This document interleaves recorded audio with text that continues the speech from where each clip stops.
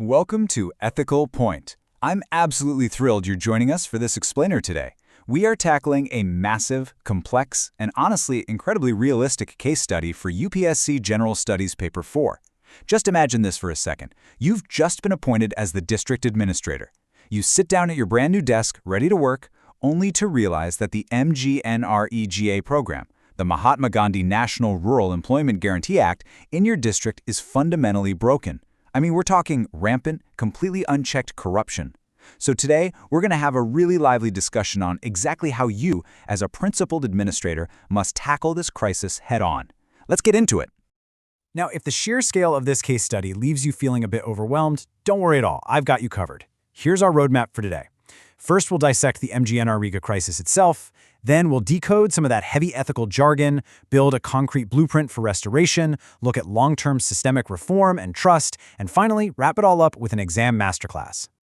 All right, Section 1, the MGNREGA crisis, uncovering the collapse of grassroots oversight. Let's dive right into this immediate administrative disaster you've just inherited. It's bad. Money simply isn't reaching the actual job seekers. The muster rolls? A complete mess. We've got a massive mismatch between the work done and the payments made, and even worse, payments are going to literal ghosts, fictitious persons. Arbitrary job cards are being handed out, funds are being blatantly siphoned off left and right, and paper documents are showing approved works that, well, literally do not exist in the real world. If you're kind of panicking right now, honestly, you absolutely should be. This isn't just some minor administrative hiccup, right?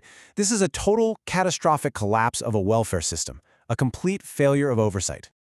Moving on to Section 2, Decoding Ethical Jargon, Building the Philosophical Foundation. Okay, let's start with an absolute favorite UPSC buzzword, probity. What does it actually mean? Well, probity is the quality of having strong moral principles, honesty, and decency in public administration. Basically, it means acting with strict integrity, not just doing the bare minimum to avoid what's technically illegal. So the crucial takeaway here is that the siphoning of funds we just talked about, it's not merely a financial crime. It's a grave violation of probity. It is a profound moral failing of leadership that completely erodes public trust. Next up, we have social justice. In layman's terms, this is all about the equitable distribution of wealth and opportunities, basically making sure the most vulnerable folks actually get their legal entitlements. And what makes this absolutely crucial here is how it connects directly to MGNREGA. You see, this program is designed to fulfill the constitutional right to work. So, when corrupt officials siphon off these funds, they aren't just, stealing money from some faceless government. They are actively depriving genuine, struggling people of their hard-earned wages. It's a direct attack on the survival and the dignity of the rural poor. So how do you handle this? Well, it requires a massive mindset shift from you as an administrator. You have to totally transition away from bureaucratic apathy, just ignoring irregularities and passively observing the decay, kind of like your predecessor probably did. Instead, you've got to embrace active accountability.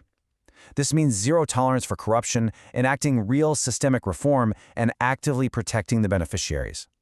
To score high on this in your exam, your answer must demonstrate a swift, decisive pivot from apathy to absolute accountability. Which brings us to Section 3, Blueprint for Restoration, Immediate Actions and Technological Solutions. When you're staring down a crisis of this magnitude, you literally cannot afford to be paralyzed by the sheer scale of the malpractice. You need crisp, step-by-step actions. Step 1. Immediately freeze all suspicious payments and seal those records so evidence doesn't magically disappear. Step 2. Order a special audit and a physical verification of all the works. Step 3. Put together a joint inquiry team, get your technical, financial, and vigilance officers in on this. And Step 4, and honestly this is vital for social justice, ensure the pending wages of genuine verified workers are released right away. You got to stop the bleeding, investigate the wound, but definitely make sure the patient still gets oxygen, right? Now, examiners absolutely love it when you can directly match a specific problem with a concrete, tech, or legal solution. Let's break this matrix down. Issue 1. Non-payment to actual workers. The solution? Mandate a 100% Aadhaar-based payment system and direct benefit transfer. Issue 2. Improper muster rolls. For this, we transition to real-time digital attendance with time-stamped, geotagged photos. And for those payments to fictitious persons and siphoning of funds, we don't just audit. We initiate FIRs, we conduct rigorous forensic audits, and we actively recover that stolen money using the Land Revenue Recovery Act. Framing your answer this way, it just screams administrative competence. Now you might be wondering, okay, but how do we actually fix those fraudulent paper-based muster rolls in the real world?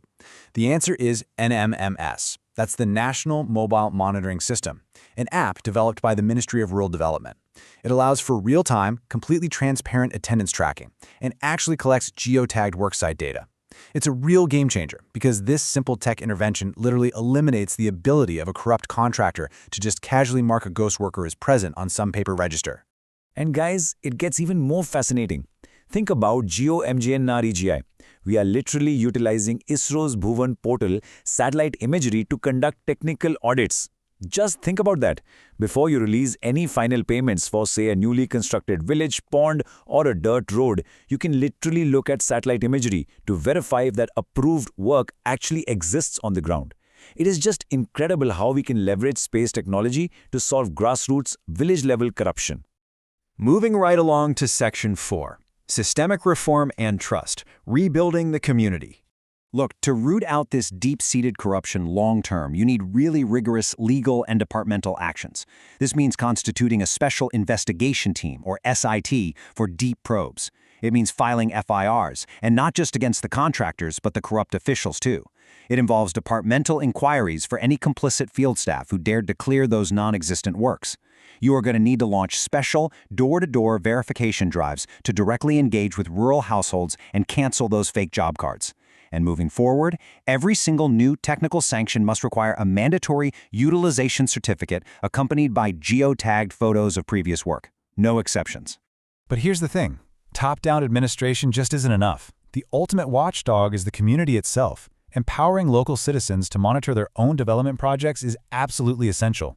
We're talking about establishing independent social audit units with a list of beneficiaries, and literally every single rupee of expenditure is read aloud publicly.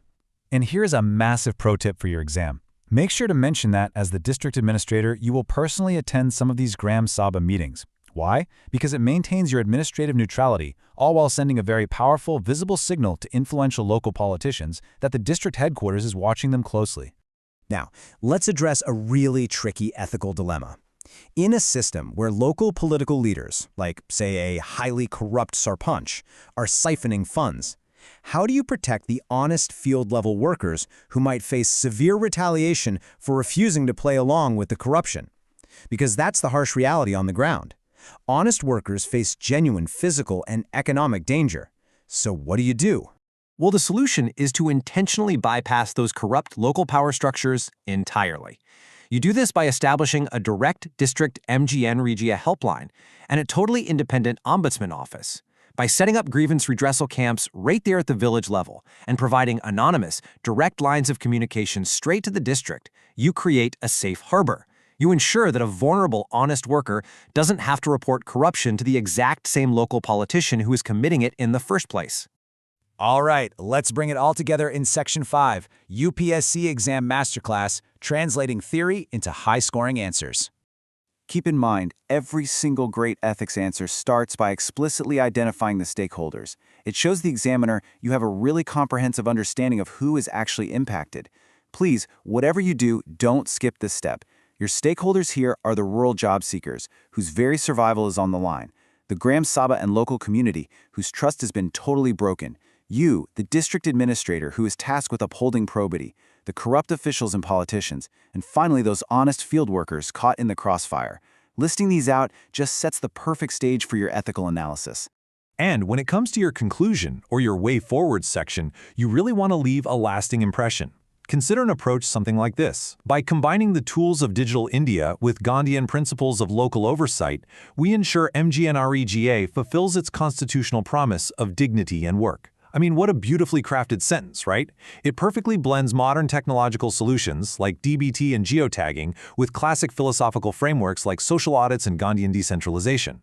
Honestly, memorize the structure of a conclusion like this. It is absolute gold for an examiner. Finally, before we wrap up, I want to leave you with a trend extrapolator question, something to really chew on that hints at the next frontier of ethical dilemmas UPSC might just throw at you. As digital systems become mandatory for welfare, how will future administrators balance absolute technological compliance with the compassionate realities of rural digital illiteracy? If a genuine worker can't get their wages simply because their fingerprints won't register on an Aadhaar machine, is that a triumph of anti-corruption or is it a failure of social justice? Think about it. Thank you so much for joining me on Ethical Point for this explainer. Keep questioning, keep analyzing, and I will see you next time.